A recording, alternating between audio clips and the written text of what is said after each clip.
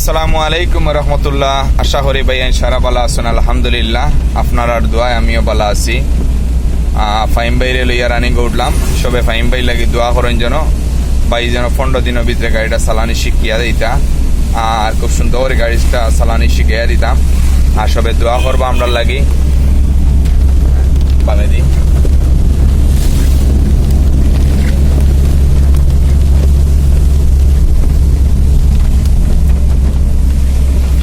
বাম সাইডে দিলে ইয়ারাইও সবসময় গ্লাসগুলারে ফলো করেন যেন। ডাইনে দিয়ে আমরা খাটাইবার সময় ডাইনের গ্লাস দেখিয়া খাটাইবা, বামে দিয়ে খাটাইবার সময় বামর গ্লাস দেখিয়া খাটাইবা।